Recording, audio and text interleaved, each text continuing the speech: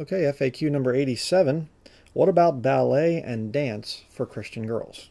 Okay, we're going to start out here reading 1 Peter chapter 3. The first two verses there, it's talking about wives and their relationship to their husbands, but it's also really kind of showing proper actions for Christian women, be they girls or even older women as well. Look at verse 3. 1 Peter chapter 3, verse 3 says, "Whose adorning let it not be that outward adorning of plaiting the hair, and of wearing of gold, or of putting on of apparel, but let it be the hidden man of the heart, in that which is not corruptible, even the ornament of a meek and quiet spirit, which is in the sight of God of great price." And I can tell you that ballet and dance violate those things. Putting on of apparel, wearing of gold, getting all fancy, dolled up and everything, and being meek and things. And you say, well, how do you know? You're not a woman. You've never been a young Christian girl. Well, I know that, and I'm thankful for that. But it turns out that I have an expert on the subject here who was actually very much involved in ballet and dance. And I'm going to show you the proof of it today. So we'll start out here with this picture. You can explain it. I'll show it. Move this thing down there so I can... Gotcha. Good. All right. Dance Atlantic is the name of the dance agency in my hometown area, Atlantic, Iowa. That's why it's called Dance Atlantic. And this was a jazz routine. I don't remember the exact title of the song, but this is me right there. Obviously immodest. And if you take off that little strap thing, it would fit the definition of a Buddhist monk's uniform top. Yeah. You know. If you've seen the Danger of Religious Uniforms video, you know what we're talking about. Down here we have another one. This is my ballet routine that same year, and I'm right here. And, you know, I'm wearing makeup. It's kind of hard to tell, but, you know, lipstick for sure. Blush, a little bit of blush.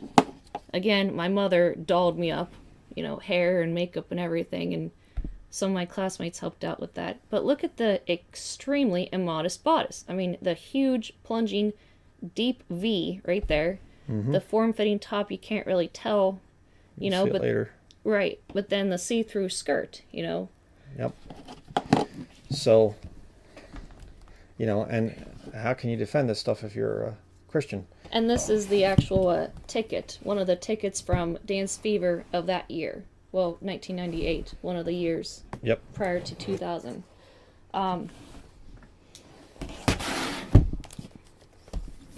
Okay. That's the theme from that year.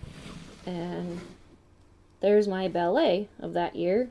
See-through skirt, you know, knee-length see-through skirt. Oh yeah, that's real modest, you know. And plunging bodice neckline right here, form-fitting right here.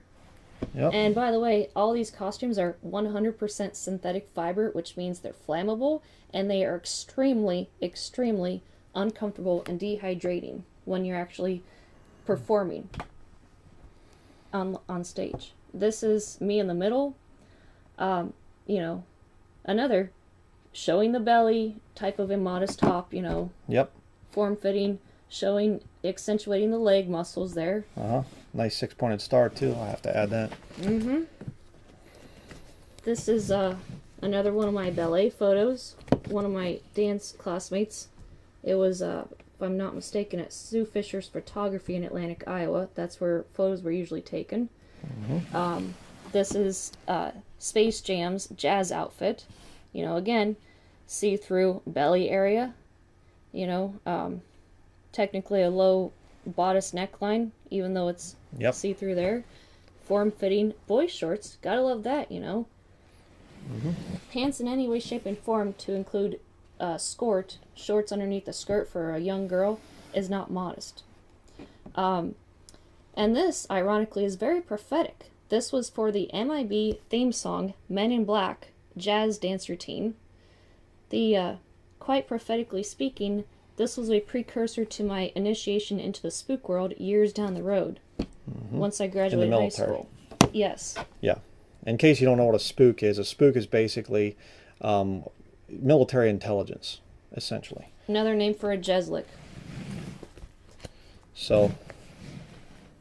This is a ballet routine I don't remember the song offhand, but extremely modest neckline of the bodice. I was there in the front on the right hand side. This is me posing before or after the routine, and this over here was my ballet outfit that you saw earlier. Mm-hmm. And of course I have braces, so if any of you are thinking about getting braces, don't do it. It causes lockjaw. Hello, I speak from experience. Yep. And the interesting thing too is, which we were talking about, before we were doing this video, and it was funny because when she was young, she'd try to wear immodest clothing to high school, to fit in, peer pressure, the whole thing, and makeup and whatever else. And she was told, no, you're not allowed to wear that. And yet her parents themselves would dress her up with makeup and all the other immodest stuff to go to dance class and ballet. Mm-hmm. Kind of a double standard there, Especially when my mother would tell me on one hand, oh, you're beautiful without makeup. You don't need to wear makeup. But then she would doll me up for things like this and, other formal events. They never missed a social event in town. Yep. But here we have another one. Yep, this is, a classic example of a plunging neckline, although not a V, form-fitting, above the knee skirt length, and this was a ballet leotard with a skirt. And it goes way back into your past, even when you were very little. Right.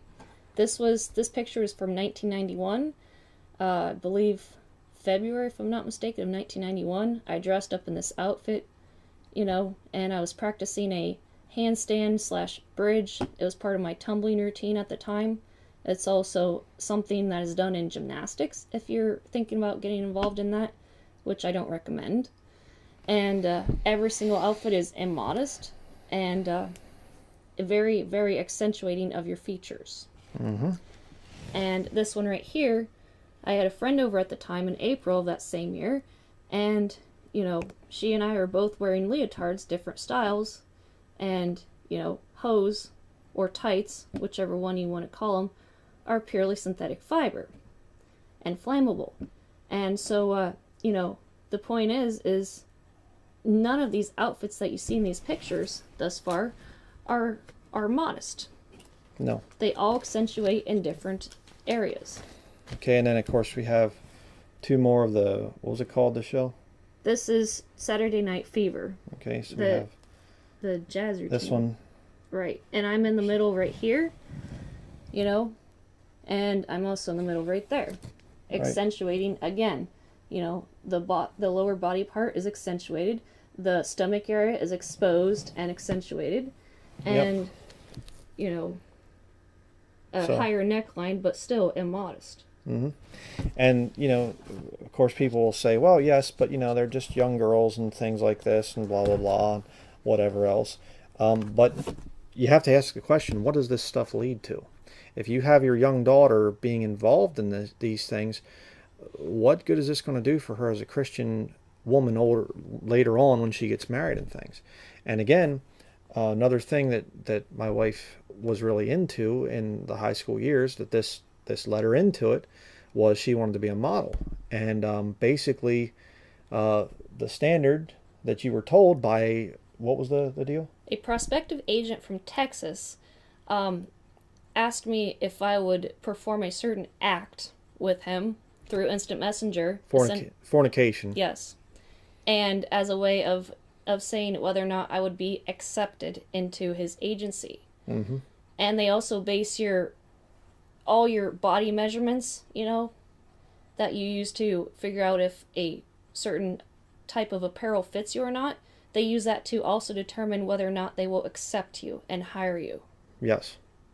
And see, that's the natural result of what's going on there. And don't try to tell me that it's art, okay, because that's where I can jump into the thing and say, coming from the art world, I know that, a lot of what is classified as art is actually just sexual perversion. Okay, a lot of the nude paintings and sculptures and other stuff like that, no. And see, this is performing arts, okay? And it all goes under that same thing. And I can tell you from being in art galleries and at art shows and things, there are sodomites and perverts and immodest clothing and whatever. The new age free love type of a philosophy is all through that world. And I was in that stuff before I was saved. So, don't act like, oh, see, you were saved and whatever. It's really bad. Should a Christian woman, and if you're homeschooling and your little daughter says, I'd kind of like to try ballet or something, you need to wake them up to the reality of ballet. And even if a girl could somehow wear a modest dress and whatever else and be up there dancing, dancing is forbidden in the Bible. Okay, you don't see that in the Bible. And you say, what about David dancing? David, when he danced, it was kind of just like a little happy. He's running through the streets, jumping up and down, and he's happy and clapping his hand and things. That's not a choreographed ballroom dancing, waltz, ballet performance. Okay, Christians centuries ago fought against dancing. They would go and protest dancing. They knew what it led to. They knew what that whole realm was. So, should a what were you gonna say? Well, doesn't ballet come from the 17th century royalty people, where the men of the royal court would do these ballet routines and stuff in these fancy frilly Yeah, outfits? And yeah. It was effeminate. It actually, a lot of the men that get involved in it are sodomite. But yeah, it actually, you're right. It actually started with a lot of the royal court, and the men were very, very effeminate, wearing a lot of lace and things like that. After King James came his son King Charles. King Charles he married a Catholic, which King James had forbidden, and he marries a Catholic, and he just got worse and worse and worse. The members of Parliament rose up. There was the English Civil War. The Parliament members defeated the Royalists, and then they took over and they got rid of King Charles II, King Charles I's son, and set up Oliver Cromwell as the Lord Protector. He didn't want to be called king because he said Christ, not man, is king. Was a great man in many ways, but after he died, his son Richard Cromwell, I think it was Richard, took over, and the Royalists rose up again, brought back in Charles II, and kicked out Richard Cromwell, and they actually went and dug up Oliver Cromwell's dead corpse and beheaded it and all kinds of weird stuff.